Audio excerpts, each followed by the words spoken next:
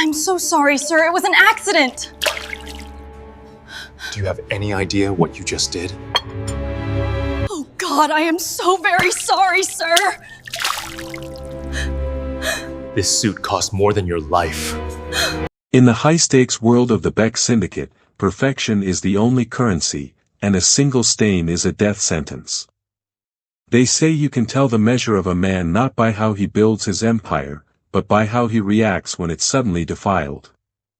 When a tray of scalding black coffee tipped at a 90-degree angle in Seoul's most exclusive restaurant, it wasn't just the liquid that hit the floor. It was the end of a world. While the city's elite held their breath, waiting for the Dragon of Seoul to burn the place to the ground, something impossible happened. While the restaurant manager scrambled to find someone to blame and the Mafia boss's own lieutenants reached for their holsters, a girl with no family name and a messy ponytail did the unthinkable. Seo Yi-ji, a waitress who is one mistake away from the streets, didn't run. She didn't beg. Instead, she threw herself into the mess, using her bare hands to shield a man who could end her life with a whisper. She didn't do it because she was brave, and she certainly didn't do it for the tips. She did it because she knows that sometimes, the only thing worth protecting is a person who has forgotten what it feels like to be touched with care. Tonight, Baek Sung-ho, the man who commands the shadows of South Korea, is about to learn a lesson that his billions could never teach him. He went into that restaurant expecting a business deal, but he's leaving with a discovery that will shock the entire underworld. The most dangerous thing to a cold heart isn't a bullet, it's a girl with nothing to lose and a coffee stain on her apron. If this moment of pure tension gave you goosebumps, hit that like button and share this with your friends. Subscribe and turn on notifications, because next week we're diving into the story of a hidden heiress who was forced to clean the floors of her father's rival.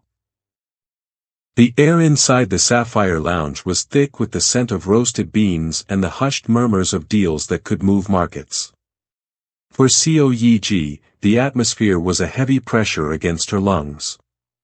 She moved with a practiced, quiet efficiency, her fingers white-knuckled around the silver tray.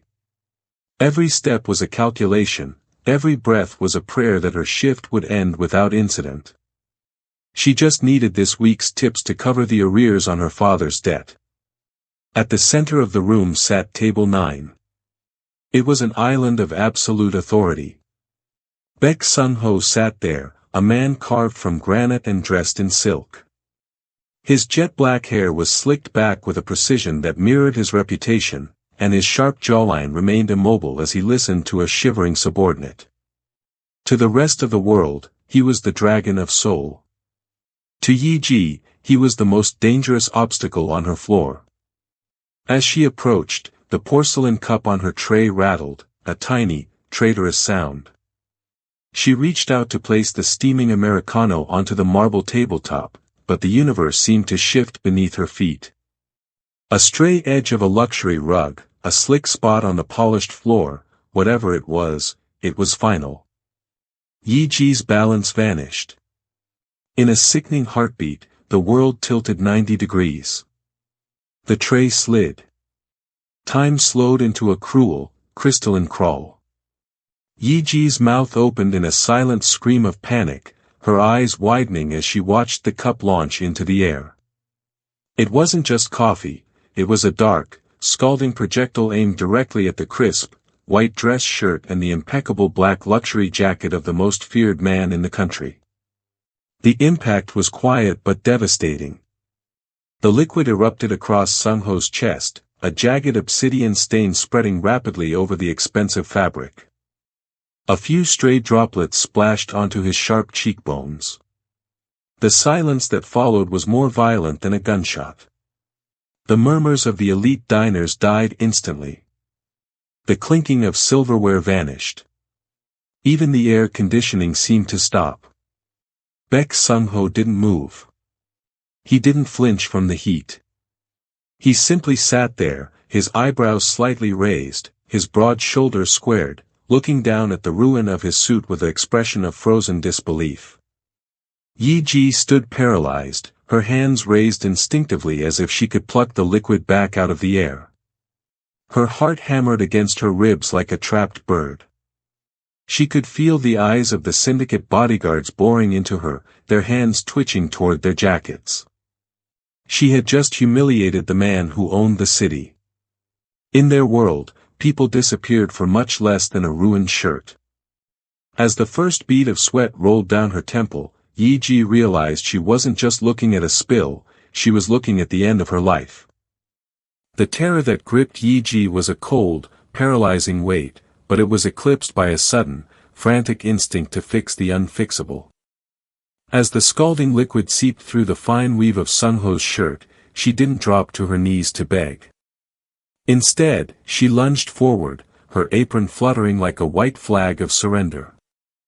"I'm so sorry, please, let me," her voice was a thin, trembling reed in the suffocating silence. She reached out, her small, pale hands trembling as she grabbed a linen napkin from the table. Without thinking of the heat or the lethal man beneath the fabric, she pressed her palms directly against his chest, trying to soak up the steaming coffee before it could blister his skin. The liquid was still near boiling. It bit into her skin instantly, a sharp, searing agony that made her vision swim, but she didn't pull away. She scrubbed with a desperate, rhythmic urgency, her breath coming in ragged hitches. Sung Ho remained perfectly still. His heart hammered a steady, rhythmic thrum against her fingertips, a contrast to her own chaotic pulse. He looked down, not at the ruined $10,000 jacket, but at the small hands working feverishly against his chest. "Stop," he said. The word wasn't loud, but it carried the weight of an iron door slamming shut. Yi Ji didn't hear him. The panic had dived too deep. She shifted her grip, her sleeves pushing back as she reached higher to catch a stray drip near his collar. As she did, the harsh overhead lights of the lounge caught her forearms. Sung Ho's eyes narrowed. His hand, large and calloused, shot out and clamped around her wrist. The movement was so fast it was a blur. Yi Ji froze, a sob catching in her throat, expecting the blow that would surely follow. But the blow never came. Instead, Sung Ho slowly turned her arm over in the light. His gaze traced the jagged, silvery lines of old burn scars that crisscrossed her skin, faint remnants of a life spent in dangerous kitchens and harsh conditions, long before this cup of coffee had ever tipped. They were the marks of a survivor, not a servant. Beside the old scars, her skin was now blooming into a fresh, angry red from the coffee she had just ignored to protect him. He looked from her scarred arms to her face. Yi Ji was trembling so hard her teeth rattled, her eyes shimmering with unshed tears of pain and fright. For the first time in a decade, the dragon of soul felt a flicker of something that wasn't calculated or cold. He saw the raw, selfless reflex of a girl who had been burned by the world yet still tried to shield others from the heat. He didn't release her wrist. Instead, his grip softened, his thumb brushing almost imperceptibly against the fresh welt on her palm. The restaurant remained a tomb of silence, the spectators waiting for blood, unaware that in the middle of the wreckage, a predator had just found something he finally wanted to keep. The neon lights of the city flickered in the puddles of the narrow alley behind the restaurant, casting jagged reflections that matched the trembling in Yi Ji's knees. She had been sent home early, her hands wrapped in gauze that stung with every movement, but the physical pain was nothing compared to the dread pooling in her stomach. She knew he would be waiting. Park, the vulture, Jin Young leaned against a rusted dumpster, picking his teeth with a wooden splinter. He was a man who smelled of cheap cigarettes and old grease, a mid-level predator who thrived on the desperation of people like Yi Ji. As she approached, he straightened up, a predatory grin widening across his face. "You're late, Yi Ji," he rasped, his voice like sandpaper on stone. "And I hear you've been making quite a mess at your other job. Spilling coffee on the dragon? You're lucky you still have a head to put a hat on. I have half of what I owe, Yi Ji whispered, reaching into her apron pocket with her bandaged hand. She held out a crumpled envelope of cash, her voice cracking. Please, Jin Young. My brother's tuition is due tomorrow. I just need one more week. The vulture stepped forward, snatching the envelope and counting the bills with a sneer. He tossed it back at her chest, the paper fluttering to the wet ground. Half isn't interest, girl. Half is an insult. Your father's debt doesn't sleep, and neither do I. If you don't have the rest by midnight, I stop looking for the money and start looking at what else you have to sell. He reached out a greasy hand to grab her chin, but he froze. The low, predatory growl of a precision engine hummed at the mouth of the alley. High-intensity LED headlights cut through the gloom, blinding the vulture and bathing the brick walls in a cold, sterile white. A massive black sedan, armor-plated and polished to a mirror finish, glided into the cramped space like a shark entering a tide pool. The vulture backed away, his bravado evaporating. Who the hell is this? The car didn't honk. It simply waited, its presence heavy and suffocating. Then, the rear window rolled down just an inch, revealing a sliver of darkness and the unmistakable scent of expensive sandalwood and cold iron. The girl's debt is no longer your concern, a voice projected from the car's interior. It wasn't loud, but the authority in the tone made the vulture's knees knock together. The door opened, and a man in a dark suit, one of the lieutenants from the restaurant, stepped out, holding a heavy briefcase. He didn't look at the lone shark, he looked only at Yi Ji, who stood frozen against the brick wall. Master Beck is not a patient man, Co Yi Ji, the lieutenant said calmly, ignoring the vulture entirely. He noticed you left your medication at the lounge. And he believes we have a contract to discuss. As the vulture scrambled into the shadows, Yi Ji looked at the dark silhouette behind the tinted glass. The dragon hadn't come to burn her, he had come to claim her. The vulture stood frozen, the briefcase held by the lieutenant a few feet away looking less like a gift and more like a tombstone. The alleyway, once his kingdom of shadows and petty cruelty, had been colonized by a power so absolute it made the air feel thin. Yi Ji remained pressed against the damp brick, her breath hitching as the back door of the sedan swung fully open. Baek Sung-ho stepped out. He had changed into a fresh suit, midnight blue, sharp enough to cut the gloom, but his presence was what truly dominated the space. He didn't look at the trash-strewn ground or the flickering neon, his eyes were fixed on the lone shark with the dispassionate focus of a man watching an insect on a windshield. I don't like repeat performances, Sung-ho said, his voice a low, melodic threat. I already watched this girl burn her hands today to fix a mistake. I won't watch her bleed to fix yours. The vulture's knees hit the wet pavement with a fleshy thud. Master Beck. I didn't know. The debt, it's legitimate. Her father, Her father is dead, Sung-ho interrupted, stepping into the lone shark's personal space. The height difference was comical, the power difference was terrifying. And your interest rates are a fiction. You've been feeding on a girl who works 3 jobs just to keep a roof over a child's head.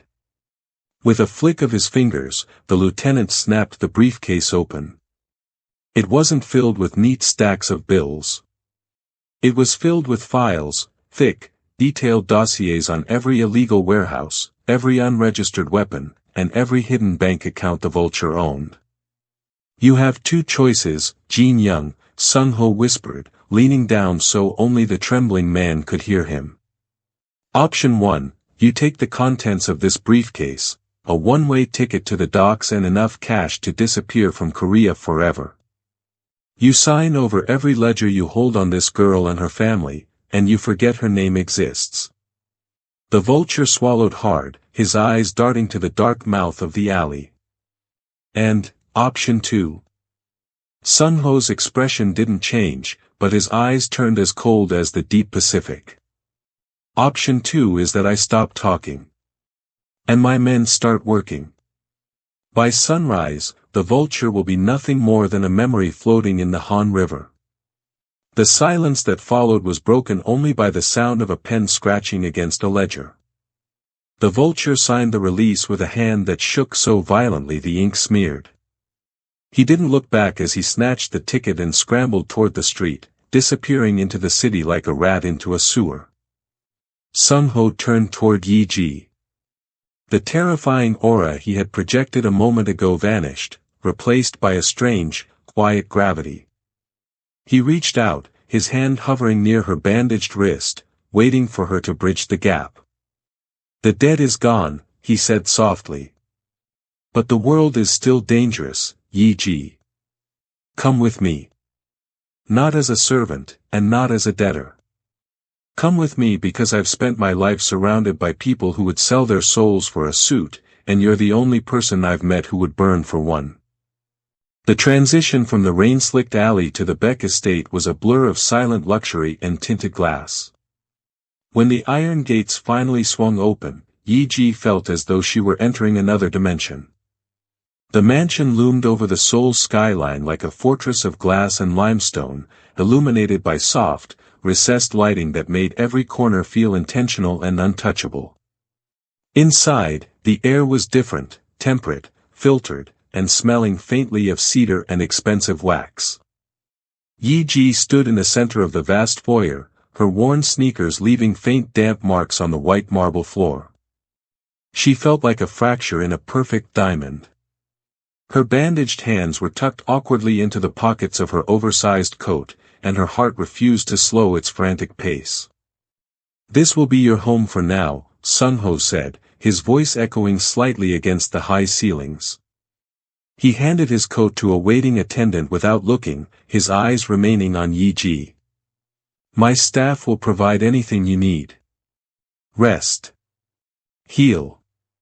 The world outside can no longer reach you."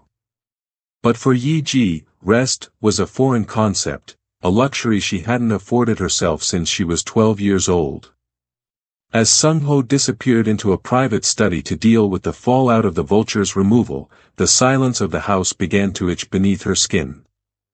She was shown to a suite that was larger than her entire apartment, filled with silks and fine art, but she couldn't bring herself to sit on the bed. By dawn, the habit of a lifetime took over. The guilt of being useless outweighed the fear of her surroundings. 2 hours later, a head housekeeper entered the morning room to find a shocking sight. Yi Ji, still dressed in her simple clothes, was on her hands and knees. She had found a polishing cloth and was meticulously buffing the baseboards near the grand staircase. Her movements were stiff, her bandaged palms clearly causing her pain, but her focus was absolute. "Miss, what are you doing?" the housekeeper gasped, rushing forward to stop her. "You are a guest of Master Beck. You mustn't do this." Yi Ji looked up, her ponytail disheveled and her eyes wide with a desperate kind of honesty. "I don't know how to stay here for free," she whispered, her voice trembling. "In my world, if you don't work, you don't eat. If I'm not serving, then, what am I?" She didn't see Sung-ho standing at the top of the stairs, watching her. He saw the way she clutched the polishing cloth like a lifeline, her knuckles white against the gauze. To him, the sight was more heartbreaking than her tears in the alley. She was a bird that had been kept in a cage so long she didn't know the door was open. Even in a palace, she was looking for a floor to scrub. He realized then that saving her from her debts was easy, but saving her from her own sense of unworthiness would be the greatest challenge of his life. The shadow of Beck Sung-ho fell over the marble floor long before his footsteps made a sound. Yi Ji flinched, her shoulders hunching instinctively, her bandaged hand still clutching the polishing cloth as if it were a weapon. She waited for the reprimand, the reminder of her place, or perhaps the cold dismissal she had come to expect from men in suits. Instead, Sung-ho descended the stairs slowly, his eyes never leaving hers. He didn't look at the baseboard she had been scrubbing or the damp patches on the floor. He looked at her fresh burns, the red skin peeking from beneath the white gauze. "Do you think the world is a fair place, Yi-ji?" he asked, his voice low and resonant, echoing through the hollow grandeur of the foyer. Yi-ji stood up slowly, wiping her hands on her apron, her gaze fixed on her shoes. "No, Master Beck. It isn't." "Then why did you try to save my suit?" He stepped closer, stopping only when the scent of his sandalwood cologne overwhelmed the smell of floor wax. In that restaurant, every person saw a man with too much power being humiliated. They saw a target. But you saw a person in pain. You chose to burn yourself to stop a stranger's discomfort. Yi-ji finally looked up, her brow furrowed in genuine confusion. "It was my fault. I'm clumsy. It's what I was supposed to do." Sung-ho reached out, his fingers light as a feather as he lifted her chin. "That is what they taught you so they could use you. They told you that your empathy is a flaw, a servant's reflex. They called it weakness because they are terrified of it." He turned her toward the grand floor-to-ceiling windows that looked out over the glittering, predatory lights of Seoul. "I have thousands of men who would kill for me. I have hundreds who would die for me because they fear what happens if they don't. But in 30 years, you are the only one who has ever cared if I was simply hurt." He let go of her chin, his expression softening into something dangerously close to admiration. "Power isn't just about who can crush the most lives, Yi-ji. True power is the ability to remain soft in a world that tries to turn everyone into stone. Your kindness isn't a debt you owe to the world. It is a rarity that the world owes a debt to." He took the polishing cloth from her hand and dropped it into a nearby bin. "You will not scrub these floors again. Not because you are too good for work, but because this house has enough stone. It needs someone who remembers what it's like to feel." As he walked away toward his study, Yi-ji looked at her bandaged hands. For the first time in her life, the sting of the burns didn't feel like a punishment. It felt like a badge of honor she was finally allowed to wear. The invitation arrived on thick, cream-colored cardstock embossed with a gold viper, the seal of the Kwan Syndicate. It was a formal request for a peace gala at the Grand Hyatt, a calculated gesture of reconciliation after the disappearance of the vulture. But in the world of the Beck Syndicate, peace was often just a more elegant word for an ambush. "You aren't going," Sung-ho said, his eyes scanning the security detail reports in his study. He didn't look up as Yi-ji entered, though her presence now registered with him the moment she crossed the threshold. Yi-ji stood her ground, her fingers tracing the edge of the silk dress she had been given, though she still wore her sensible café shoes. "They expect you to bring your own staff for the tasting. It's the protocol for a truce. If you bring your usual guards dressed as servers, Kwan will know you don't trust him. He'll take it as an insult, or worse, a reason to strike first." Sung-ho finally looked up, his expression hardening. "Kwan is a man who poisons the well when he can't win the war. It's too dangerous." "Exactly," Yi-ji countered, her voice gaining a strength that had been absent just a week ago. "Your men know how to spot a gun under a jacket or a wire in a collar. But I know how a tray should be balanced. I know the difference between a vintage that's been decanted and a glass that's been tampered with. I've spent my life watching hands in the dark while I served the light. Let me be your eyes." The silence in the study stretched, heavy with the weight of Sung-ho's protective instinct warring against the cold logic of her words. He looked at her bandaged palms, now mostly healed, the skin pink and tender, and then at the stubborn set of her jaw. She wasn't asking for permission to be a guest, she was asking to be his shield. "If you do this," Sung-ho said, standing and walking toward her until he was inches away, "you don't leave my sight. You stay behind my left shoulder." If even a drop of wine looks wrong, you don't say a word. You just drop the glass. I'm very good at dropping things, Master Beck, she said, a small, fleeting smile touching her lips, the first he had ever seen. The gala was a sea of black ties and hidden daggers. As they entered the ballroom, the eyes of the underworld turned toward them. Sung-ho moved with the grace of a predator, but it was the girl in the simple, elegant server's uniform at his side who drew the most whispers. She moved with a silent, invisible precision, her gaze not on the glittering chandeliers, but on the movements of the waiters in Kwan's colors. She held the silver tray not as a burden, but as a vantage point, her sharp eyes scanning the pouring of the peace toast for the one hand that trembled. The heavy, velvet curtains of the ballroom muffled the sound of the string quartet, but they couldn't hide the predatory tension that hummed through the vents. Yi Ji moved through the peripheral shadows of the gala, her silver tray a shield she wore with practiced grace. She had managed to slip away to the service kitchen to refill the crystal decanter, but as the swinging doors hissed shut behind her, the sterile, stainless steel silence felt wrong. The industrial refrigerator hummed like a low warning. In the center of the prep station, a man stood with his back to her, his shadow stretching long and jagged across the white tiles. When he turned, the fluorescent lights caught the oily sheen of his skin and the jagged, yellowed teeth of a man who had been discarded by the world. "Miss me, Yi Ji." The vulture's voice was a toxic rasp.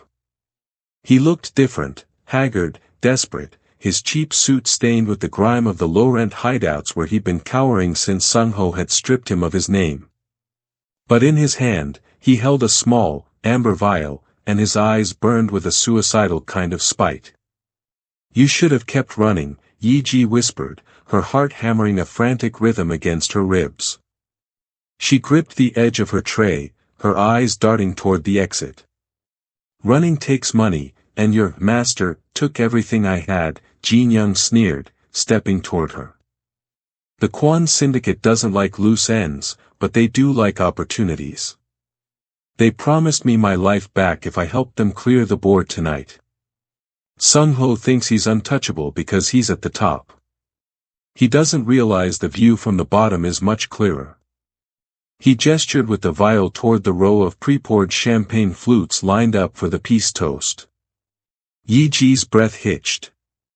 She saw a faint, oily film swirling on the surface of the center glass, the one destined for the head of the table. "He saved you from me," the vulture hissed, closing the distance until she could smell the sour stench of failure on his breath. "But who's going to save him from you? If you scream, I'll kill you before the guards cross the threshold. If you stay quiet, you're free.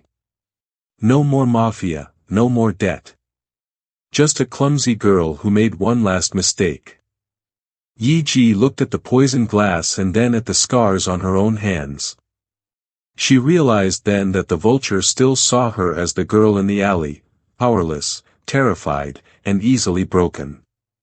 He didn't understand that she had already been through the fire. She wasn't just a waitress anymore, she was the only person in the room who knew exactly what was at stake. As the vulture reached out to grab her, Yi Ji didn't shrink back. She tightened her grip on the heavy silver tray, her eyes turning as cold and sharp as the shards of a broken coffee cup. The doors of the service kitchen swung open, and Yi Ji emerged back into the gilded cage of the ballroom. Her face was a mask of pale composure, but beneath the silver tray, her fingers were locked in a grip so tight her healed scars ached. Across the room, Baek Sung-ho sat at the head of the long mahogany table, surrounded by the vipers of the Kwan Syndicate. The peace toast was about to begin. Kwan stood, his smile as sharp and hollow as a broken glass. "To a new era of cooperation," he announced, his eyes flicking toward the server carrying the center tray, a man Yi Ji recognized as a Kwan loyalist. Yi Ji moved. She didn't run, she glided with the frantic grace of someone who had spent years navigating crowded tables and demanding patrons. As the assassin reached for the poisoned flute to present it to Sung-ho, Yi-ji tripped. It was a masterpiece of manufactured clumsiness. Her foot caught on the plush velvet rug, her body weight shifted with practiced precision, and the heavy silver tray in her hands tilted at a violent 90-degree angle. The collision was loud and absolute. The decanter on her tray shattered against the assassin's arm, sending a spray of dark red wine across his white shirt. But more importantly, the momentum of her fall sent the poisoned champagne flute flying from the man's hand. It didn't just fall, it shattered directly against the assassin's chest, the amber liquid soaking into his collar. The room went deathly silent. Kwon's smile vanished, replaced by a look of murderous rage. Sung-ho didn't move, his eyes tracking the way the liquid on the assassin's shirt began to foam and discolor the fabric, a chemical reaction no wine should have. "You clumsy brat," the assassin hissed, reaching out to strike her. But he never connected. Sung-ho was on his feet in a heartbeat, his hand catching the man's wrist midair. The dragon's face was a mask of cold, lethal clarity. He didn't look at the assassin, he looked at the stain on the man's chest, then at the vial peeking out of the man's pocket, which had been dislodged in the struggle. "It seems the help is having a difficult night," Sung-ho said, his voice a low, terrifying growl that carried to every corner of the room. He turned his gaze to Kwon, whose face had turned an ashen gray. Or perhaps the wine was simply too toxic to be contained. Yi-ji stayed on the floor, her hands pressed against the cold marble, her breath coming in shallow hitches. She looked up and caught Sung-ho's eye. There was no reprimand in his gaze this time, only a fierce, burning pride. She had used the very thing the world mocked her for, her clumsiness, to strip the mask off a killer. She wasn't just a witness to the empire anymore, she was the one who had saved it. The ballroom erupted into a calculated chaos. With a single, sharp gesture from Sung-ho, his men moved like a silent tide, disarming the Kwon loyalists and dragging the trembling assassin toward the shadowed exits. Kwon himself was forced into a chair, his face drained of color as he realized that his gamble had not only failed but had handed Sung-ho the justification to dismantle his entire syndicate by morning. "Clear the room," Sung-ho commanded. His voice was steady, but it carried an edge of lethal finality that left no room for hesitation. "I want the Hyatt locked down. No one leaves until every glass is tested and every debt is settled." Within minutes, the glittering crowd of vipers had been swept away, leaving only the shattered crystal and the spilled, poisoned wine on the marble floor. The silence that rushed in was heavy, vibrating with the ghost of the violence that had almost occurred. Sung-ho turned away from his enemies and walked toward the center of the room. Yi-ji was still on her knees, her breath coming in ragged hitches as she stared at the broken shards of the decanter. She looked small against the vast, cold grandeur of the ballroom, a girl in a server's uniform who had just stared down a syndicate and won. He didn't speak. He knelt on the cold floor beside her, ignoring the way the wine soaked into his own trousers. He reached out, his large, steady hands gently taking her trembling ones. He turned them over, looking at the pink, tender skin of her palms. "You saved me," he whispered. The word sounded strange in his mouth, a confession of vulnerability from a man who had built his life on being invincible. Yi-ji shook her head, a stray tear finally escaping and tracing a path through the dust and wine on her cheek. I saw him reach for the vial.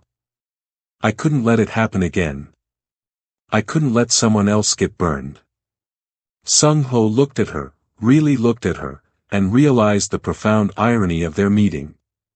He had brought her into his world thinking he was the savior, the powerful dragon plucking a sparrow from the storm.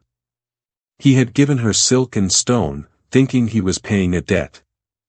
But as he felt the warmth of her hands against his, he realized that he was the one who had been rescued. He had spent years surrounded by loyalty that was bought or forced, but she had given him something that no amount of Mafia gold could ever purchase, a choice made out of pure, unadorned humanity. "I thought I was saving you from the vulture," he said, his voice thick with a rare emotion. "But tonight, you saved me from becoming just another body in a suit. You're the only thing in this room that isn't a lie, Yi-ji." He stood, pulling her up with him until she was standing tall in the center of the empty ballroom. He didn't lead her toward the service entrance.